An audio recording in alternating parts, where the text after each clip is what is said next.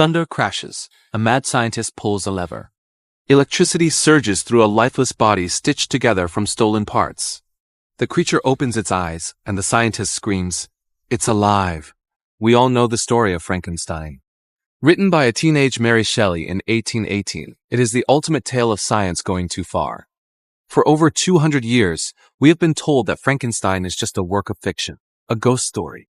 But what if the monster wasn't real, but the doctor was? Deep in the dark forests of Germany stands a ruined fortress. Its actual name on the map is Castle Frankenstein. And in the year 1673, a man was born within its stone walls who would grow up to become a brilliant, terrifying, and deeply disturbed alchemist. A man who boiled human bones, robbed graveyards, and believed he could transfer a soul from one corpse to another. Forget the Hollywood movies. The true story of the real Dr. Frankenstein is far darker than any fiction. His name was Johann Konrad Dippel. Born in Castle Frankenstein, Dippel was a genius, but a restless and arrogant one. He studied theology, philosophy, and medicine, but the rigid rules of 17th century science bored him. He wanted more. He wanted the ultimate power, to conquer death, so Dippel turned to alchemy. He set up a laboratory and began conducting bizarre and foul-smelling experiments. At the time, alchemists were obsessed with finding the philosopher's stone to turn lead into gold. But Dippel had a different obsession.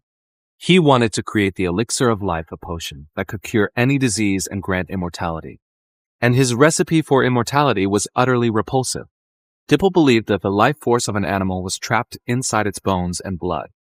He began slaughtering animals, taking their bones, horns, and leather, and boiling them down in massive iron vats for days. He distilled the putrid, rotting vapor into a thick, black, foul-smelling liquid. He called it Dippel's oil. The smell of this oil was so horrific that it could literally make people pass out.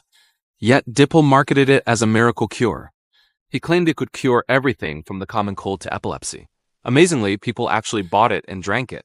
But animal bones were not enough for a man chasing the secrets of God. Dippel's theories began to cross a very dark line. He wrote extensive treatises on the nature of the human soul. He believed that the soul wasn't some invisible spiritual ghost. He believed it was a physical substance, a delicate, glowing fluid that lingered inside a corpse for a few days after death. If the soul was a physical fluid, Dippel reasoned, then it could be extracted. It could be bottled. And most terrifyingly, it could be transferred from one body to another. He theorized that he could use a funnel to pour the soul of a freshly dead person into a new vessel, effectively bringing them back to life. But to test this theory, Dippel needed fresh human bodies. Rumors began to spread across the German countryside. Graveyards near his laboratory were reportedly disturbed in the dead of night. Fresh graves were found dug up, the bodies missing. Local villagers whispered that the mad alchemist of Castle Frankenstein was stealing their dead relatives, dragging them down into his dungeon, and conducting unholy experiments on their flesh. Dippel's dangerous ideas and grave-robbing rumors made him an enemy of everyone. The church accused him of heresy. The medical establishment called him a fraud. The villagers wanted him dead. He was forced to flee from city to city, country to country, constantly running from angry mobs and debt collectors. He was imprisoned in Denmark for 7 years. Yet his ego never shrank. He genuinely believed he had cracked the code to immortality, boldly claiming in a letter that he would not die until the year 1808, meaning he planned to live to be 135 years old. But science and fate had a different plan. In 1734, at the age of 60, Johann Konrad Dippel was found dead in his bed at a wealthy friend's castle. The circumstances of his death were highly suspicious. Some historians believe he suffered a stroke, but others point to a darker end. Dippel had made countless enemies, and he had a habit of testing his own toxic potions on himself.